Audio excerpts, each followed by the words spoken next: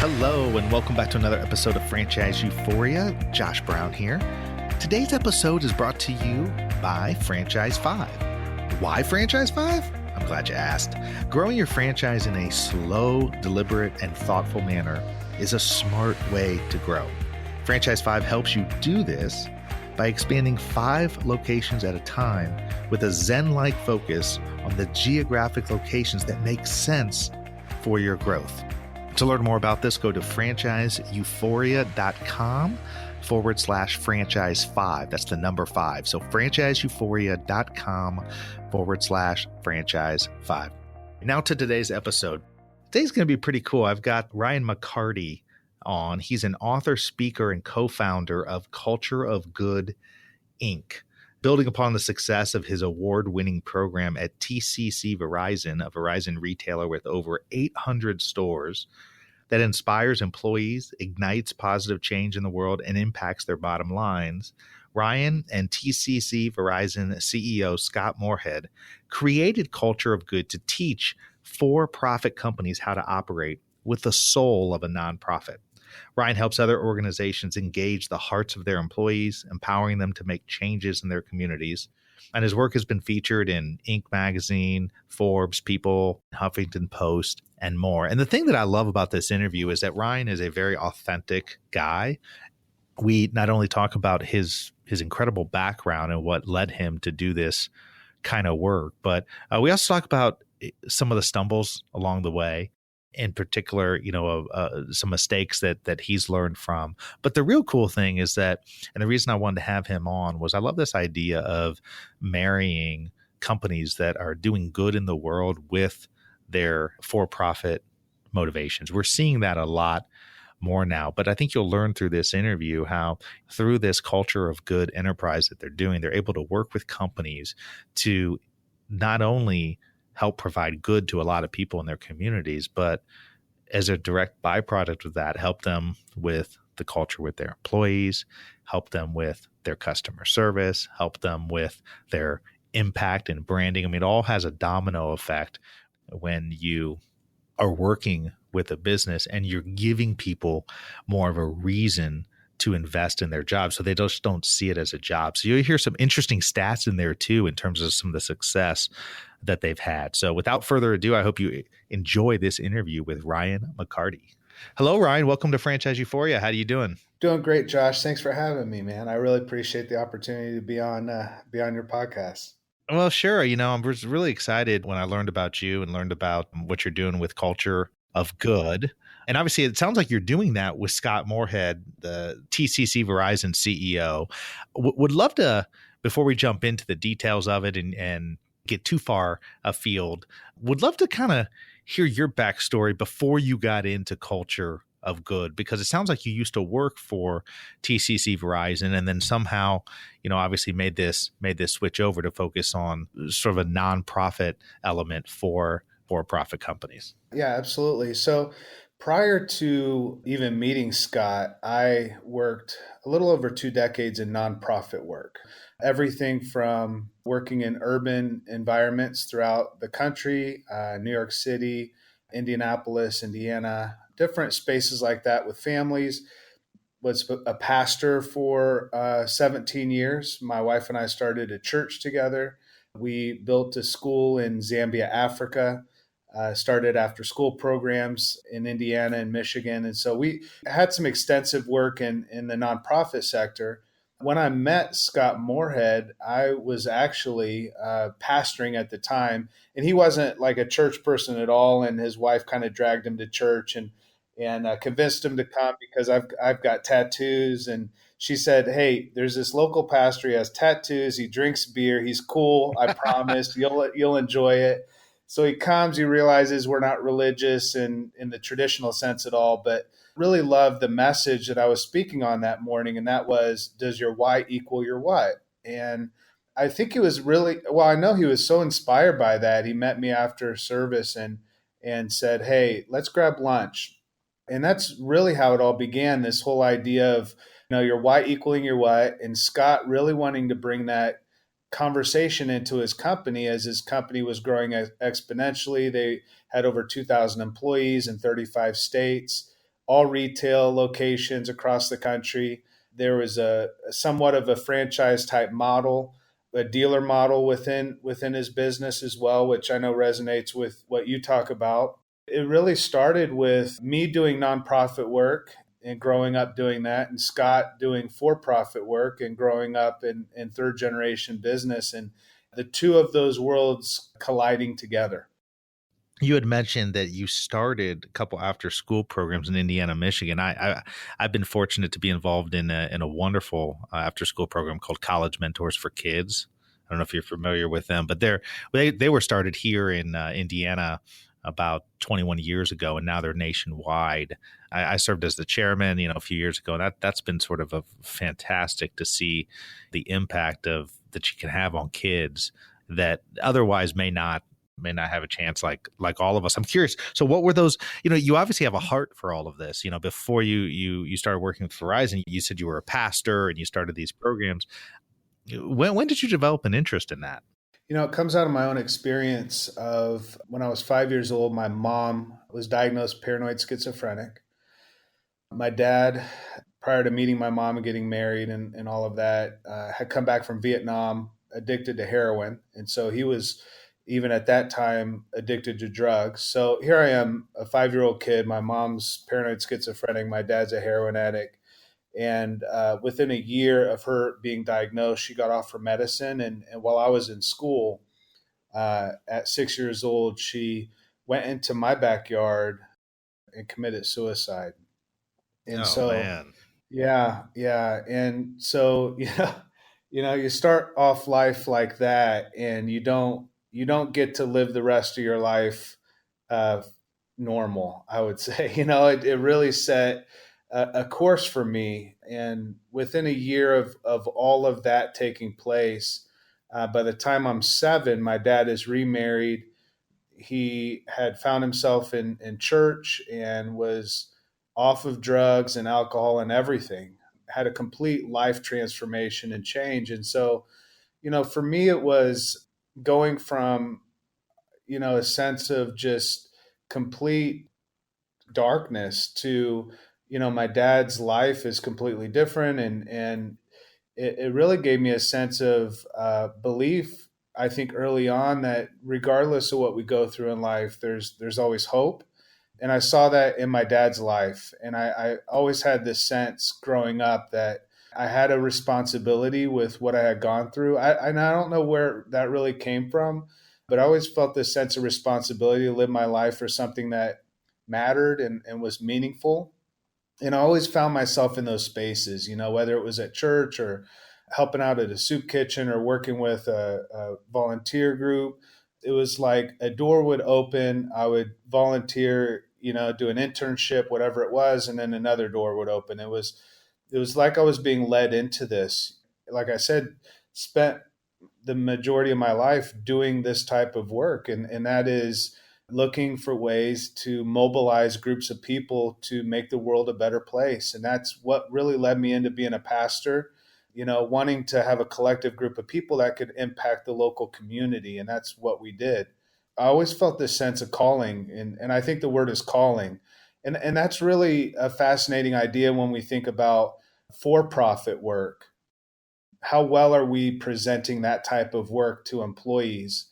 Where they have a sense of meaning and purpose. And so when I came from nonprofit work and doing that type of work my entire life to for profit, I didn't know the rules of for profit business. I didn't know you weren't supposed to come to work every day and have a sense of purpose and meaning. And I didn't realize how many people just show up to work every day and they do it for a paycheck, and by the weekend they spend it on bills and they're back on Monday, and it's this cyclical, just like The continuous. grind, right? The Yeah, it's just grind. this grind. And so I had this sense of like, well, here's an opportunity, to take what I've learned over 20 years and bring this into a space that isn't void of meaningful work, but there's definitely a gap there. There's a gap between the profit that's necessary to be made for business to be successful and the purpose that's necessary for employees to be productive and show up and give their best effort and know that their work is it matters, that their life matters. And so I just grew up with that sense of calling and felt like now my calling is to present that for others to experience as well. Yeah, so talk about that a little bit. I mean, obviously from your background, it's incredible that you've been able to take all those experiences and forge them into positive things. Whereas, many people, they go down a negative path as a result of that. Now, did you end up coming up with this idea of the culture of good for company? I know you tried this out, and sort of this was where you first implemented it, was at the TCC-Verizon with Scott Moorehead. But whose idea was this? Who came up with this idea, and how'd you guys formulate it? Yeah, that gets us back to the service where I talked about your why equaling your what. So Scott after service said, "Let's grab lunch," and he's thinking he's getting free advice because that's what pastors give is free advice, and he wanted to bring that whole concept into his business on every employee showing up knowing their why, that they don't just come to work every day and know what they have to do, but they know why they're doing it. And so we grabbed lunch, and he's looking for free advice on how to bring that message and create a movement in his business around doing good and creating a greater why for his employees. And my free advice wasn't so free. I said, you should hire me. I didn't hesitate. I You say, wasn't. I'm not gonna speak till you hire me. Yeah, That's it. exactly. Yeah, I'm not giving any free advice. I didn't expect to say that myself. I wasn't intending on looking for a job. I felt very fulfilled in what I was doing. We had a growing, vibrant community of faith that was impacting the local community. But when I found out he had over 2,000 employees and they were in 35 states, I thought if I could scale up what I've learned in church work and missional work and doing good in local communities all across the country, I thought about my own personal legacy and my own influence and creating a greater good in the world. And that was what was really appealing to me. And I know Scott wanted to engage his employees on a different level than just having fun. They had a fun culture, but he wanted something a little deeper than that. And so we sat down over chips and salsa and started drawing on a napkin and came up with this idea that if we could build a culture that employees came to work and found meaningful work and knew that their work mattered, that it would impact the customer experience, which would drive business, that would drive revenue. That revenue then could be used to do even greater good in the world and engage employees on a deeper level. And so it just, it's this cycle of success that's virtuous, and it is meaningful, and it's not just about profit, but it is about profit. It's about this space where profit and purpose begin to align, and really it promotes both of those things. And so, we started, it was very much philanthropic. It was very much about creating what we call emotional disruptive moments for employees, big backpack giveaways across the country. We scaled up what I had been doing with my wife and our church with giving 1,000 backpacks in our small town in Marion, Indiana, to within a few months of me coming onto the company, I scaled up that effort and we gave away 60,000 backpacks with school Wow. supplies across the country. And it became more than a give back. It really became this moment where moms were coming to stores and employees were engaging in conversation and talking to customers and hearing what they were going through and meeting a tangible need. And from that, we realized that became this really emotional moment for a lot of employees. And we thought we need to create a cadence and a strategy around this. And then over the last 5 years, have just learned and tried new ideas. And it's really evolved into what we call an emotional operating system that employers can operate their business through doing good, but it engages the passions of their employees and customers as well as aligns with the strategic intent of the company. So it drives the business as well.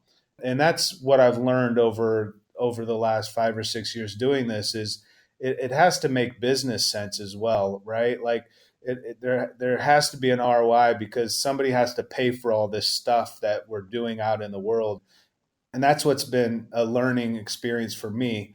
but it's also been a way to engage not just TCC, but other companies. And now it's growing outside of TCC as we're able to really bring this idea to other businesses and see the results.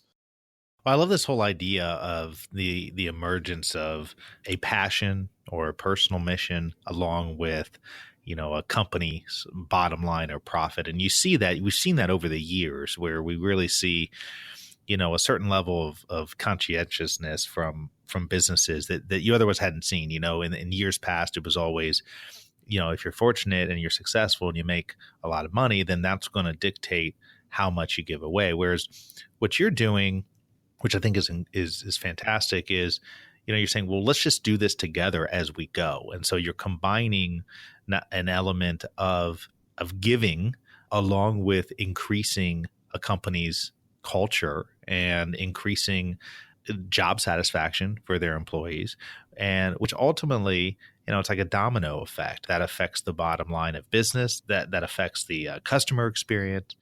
So it's fascinating to me, and one of the reasons I was excited to talk to you was because in the franchise world, as we look at these businesses that are growing, location to location to location, and many times are spread across, the United States and beyond. It's a challenge to continue to stay aligned with your original mission. It's a challenge to keep employees motivated. And it's a challenge then to also say, at the end of the day, while we're all busy building our businesses and growing our businesses, what kind of impact are we really having outside of selling more hamburgers or whatever the case may be, right? I mean, what are we doing? Talk a little bit about that. I mean, I'm curious what the challenge is. I mean, you go in, it's sort of like, this was incredible. Typically trial by fire, you kind of start small. Here you go. You try to, you implement this culture of good with TCC-Verizon that has, is in 31 states, over 3,000 employees. It's like, oh, well, welcome to the business, Ryan. I mean, how do you even attack that? I wish I knew. I would totally. I wish I would have known at the beginning. Hindsight's 2020, right? I mean, looking back, what we should have done is what we ended up doing as it evolved. Really, I mean, what we did initially was we just scaled up major events and created a three-tiered strategy where everyone was doing good collectively across the country, either on the same day or on the same week. And then I was leveraging social media for people to share those pictures and hashtag. And then we were aggregating all of those pictures onto a website so everyone could collectively see the good going on across all the stores at the same time. And you've got this sense of you're a part of something bigger than just your one store in the middle of Berwick, Pennsylvania, right? Like, how am I going to ignite the passion and the soul of that manager in Berwick, Pennsylvania, when I'm in Indiana and the other stores over in Alabama? Like, how do we collectively do this, right? And really, it came down to what made it successful was that it was more than just, well, everybody's going to wear Hawaiian shirts on Friday. There was an emotional connection that we created between all the employees across the country. What makes it unique is it is cultural. Culture is what most of the people are believing in, how they're behaving at the same time, right? It's collectively, how are we one unit and with a unique challenge in the stores across the country or franchises across the country type model? How do we do this, right? And what really made this work is it was something deeper and more significant than building culture around just, hey, we like to have fun. It was really about engaging people on a soul level. It was giving them meaningful work. It was promoting this good, the first tier of good called big good across the country, where we created a cadence of that and everybody knew that they were a part of something bigger on that day or that week of that quarter, each quarter of the year. Like, everybody was collectively doing this good together. It wasn't just, this store is doing their good and that store is doing something else. We had the big good. And then we ignited the passion of each one of the stores by what we call our good. And that was giving them resource and autonomy to choose the good they wanted to do in their local community, as well as they were doing the big good. And then individually, we were saying to each one of the employees, here's paid time off so you can live out your passion. What are you individually passionate about? We want to support you. Initially, it would have been really great had we. I think what we did was we got really lucky, honestly, Josh. I mean, we stumbled on doing it the right way without knowing what the right way was, and that what we teach companies now is you have to get to the essence of your business. You know, why are you in business? Who are you? Not just what products or services you offer, but why are you in business? Get to I'm the sure you've essence read of the that. book, haven't you? The Simon Sinek, Start with Why. I've not. No. Oh, really? Oh, Um, God, go! Oh man, everything you're talking about, it's one of the best books yeah. you'll read. Simon I, Sinek, yeah. I've heard, Sinek. I've Yeah, heard of Start it. with Why. Yeah, I'm go check that excited out. now. Yeah, I've heard of it. A lot of what we teach is the why, right? Like that's been my message for over a decade. Like I've been talking about that for a long time, and I think what's unique about culture of good is it takes the Simon Sinek idea of start with why, and it takes the focus though external rather than just internal. So it's more than just saying like, why are we in business? You know, what problem are we here to solve? What answer are we here to give a solution to, or a question that we're here to answer? But it's saying how can we leverage our why toward doing good in the world and making an impact and making a difference outside of the four walls of our business. And so if you can discover the essence of your business, and then most companies and franchise model, whatever it is, they don't not only not know who their customers are. I mean, they kind of have an idea who their customer is. They don't know the passions and the souls of their customers, and they don't certainly don't know the passions and soul of their employees. I know you've got a service that's called an organizational diagnostic. Is that the kind of thing that you figure out when you're working with a company? You know, you go and you sort of take their pulse. Yeah, absolutely. We're going in and doing what we call culture. I hate the word consultant, but but we do what's called like a cause consultancy. So we're going in this week with Wireless Zone, completely a franchise model, like TCC, but they are strictly franchise. So TCC is not necessarily a franchise model. They do have dealers, but Yeah. Wireless Zone is all franchise. And we're going in this week to help them identify what we're talking about, your business essence, your employee essence, and your customer essence. And how do those passions align? And what is your cause that they align to? And then what do we do with that? Like, how do we create a strategy around that cause? And once we do that, then we start looking at ways to create a cadence of doing good and mobilizing employees to discover meaningful work. And yes, that it really starts with depending on what the business is looking for. Sometimes I go in and do a keynote address or presentation, or we have video modules. There's all kinds of products and tools around it. But to really have a full engagement, we start with finding your why in that cause Well, consultancy. so when you worked with TCC Verizon, were they able to measure sort of the outcomes of the things that you were doing? Oh, absolutely. We measured after 4 years, almost 5 years of doing it. And so once we got into measurement, we had an organizational psychologist come in and start to measure based on employee retention and churn. And so we were able to identify that for TCC, it drove down employee turnover by 20%, which was Wow, highly that's huge. significant. That's You huge. know, the cost of employee turnover, it's Well, and well, absolutely not only the ludicrous. cost, but it's the biggest problem the franchises have. But also when you're looking at these retail spaces, it's really hard to keep you're hiring a lot of times teenagers or maybe late teenagers to work in these locations, and so you're naturally going to have higher turnover. But that's an incredible reduction, 20%. What was really significant overall is they found that it was able to, for every dollar spent on culture of good work, for their employees, there was an $11 return.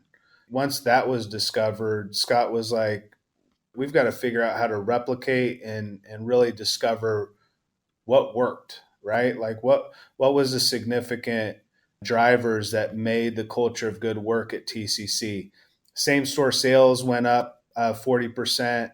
That's It, huge. it was unbelievable. Customer retention significantly increased. We were just like, we didn't expect any of this, You were right? blown Like away by it, it sounds well, like. yeah, absolutely. I mean, we started it with the intention of, yeah, sure. I mean, if employees know their work has meaning and their work matters, it's going to make them happier, more productive. Customers are going to connect to that. It will drive the business. We just didn't know how much it would drive the business. Now, Scott was significantly blown away by it, and it really set us on course to write the book. And once we finished the book, we realized we still hadn't fully baked why the culture of good. I mean, the Build a Culture of Good book was the story of how it all came about. Since the book has been published, we've just been really working hard at productizing the culture of good, not for the purpose of making a ton of money off of it, but saying the culture building has to be more than philosophy or theory. Like people can hear this podcast and say, yeah, that makes sense.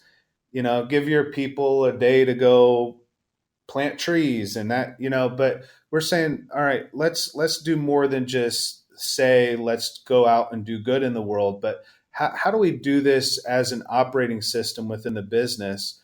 And how do we measure culture? And how, if we can measure it, then we can manage it.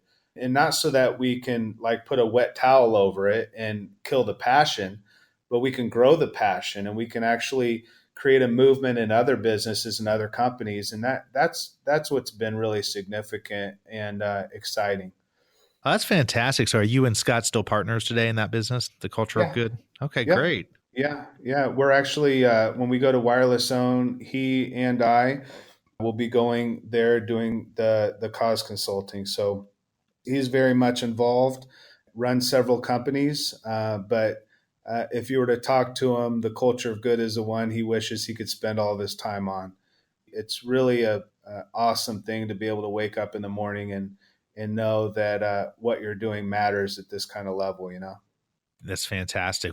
Obviously you guys have workshops you offer, you do speaking. People can find that is at cultureofgood.com. Yeah, it's all on there. Yeah, absolutely. Cultureofgood.com. You're on Instagram, LinkedIn, Twitter, Facebook, everywhere. Just put in culture of good and you'll find you guys. Really, really interesting stuff. I mean, it's pretty neat that you did this and then you've been able to see the results and even test it over a 5-year period. That's a significant period of time with TCC, and now you're expanding that out. So thank you for coming on. I think that's really fantastic. I think there's a lot of franchises out there that could really utilize something like that because as we talked about, it really is. I mean, it sounds cliche to say, but it's true. It's a win all the way around because if you can improve everything with your employees, that's going to improve everything about your business, which is going to trickle down to improve your brand, improve your customer experience, and ultimately improve your profits. And while at the same time, you're doing a lot of good for people. I think that's really cool. Well, and we had some missteps along the way. I don't want listeners to think that we hit the mark every time either. We were very fortunate and lucky in some ways, and learned along the way. And Scott was willing to take some risks and try some new things. And because of that, I guess you learn from mistakes sometimes better than hitting the mark every All right, time. So with that teaser, tell me a mistake before we go. Tell me a big mistake that you guys learned from. big mistake was buying 500,000 fortune cookies and sending those out to all the stores. Scott wanted some way to spread this message and kind of get the conversation going with customers, and so I came up with the idea of like let's put like good statements like inspirational statements and fortune cookies, And Yeah, because we there's a ended. company that does that, right? They do like personalized I fortune don't. cookies. Yeah, I mean, you could personalize anything anymore, Or and did you so guys just eat a lot of Chinese food and just collect them all? yeah, yeah. Well, the employees ended up eating a lot of fortune cookies because we overshot way too much on that. And honestly, we didn't have a good rollout plan and strategy. I tend to build in flight. I get the plane in the air and then I build as I go.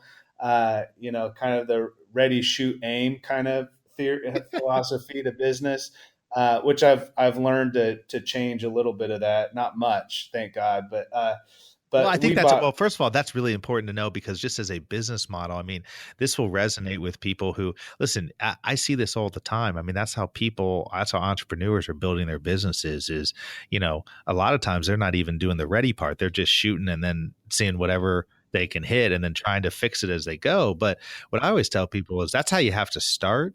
But if you're smart, after you go through that experience once, you'll learn that in order to grow, in order to become better, in order to build something that's repeatable, valuable, that people are going to want to invest in, your job is to make sure that you've worked through all those deficiencies. So it's okay to start that way. In fact, that's how most people start. But then, like you said, from that experience, you learned a lot. Well, unless you always want to be an entrepreneur. I mean, some people live off of being an entrepreneur, and I'm an idea person, right? So I feel a lot of passion around starting things, Yeah. even if it's within the same business. I like trying new ideas and coming up with new ways of doing things, and had never heard of the fortune cookie idea before, but we bought way too many. They ended up being like shipping peanuts for returns on broken phones, and employees ate half of them. I don't know. They a lot of them ended up in the garbage, I'm sure. But for me, strategy was not my strongest quality. I'm a fire starter. Did Scott bring that attribute though to the table, the Yeah, strategy part? I mean, he would have to, right? Being the CEO of a company that big, there's got to be strategy in there. So he sort of filled that void. he did, but he was willing to let me not have strategy and still go for it. That's unique. No, that's really unique. That's really Yeah, unique. it's real unique and it really honors who I am. And I think because of that it worked. And I think a lot of times we're so stuck on strategy that the culture of the business is negatively impacted, and sometimes we're so stuck on the culture that the strategy is impacted.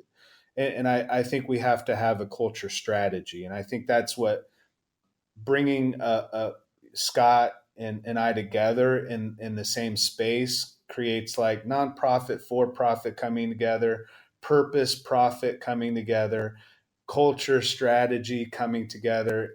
It really takes those two types of works coming and colliding together to really discover how to build a culture strategy that's, like you're talking about, is sustainable, replicable, it adds value, and people want it.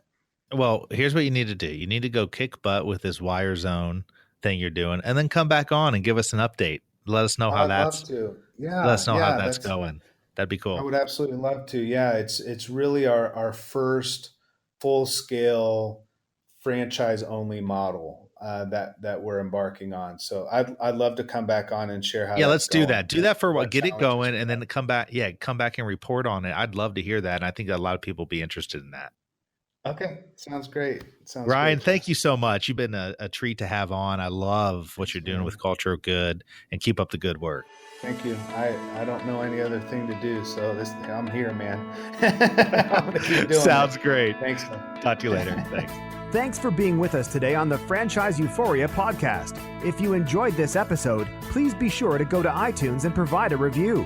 Also, please remember that although Josh Brown is a licensed and practicing attorney, nothing contained in this podcast should be construed as legal advice, because it is not. The information contained in this podcast is general and educational in nature, and none of it should be relied upon as legal advice. That being said, if you have questions for Josh and would like to contact him, please email him at josh@franchiseeuphoria.com. Thank you so much for listening, and we hope you tune in to our next weekly episode.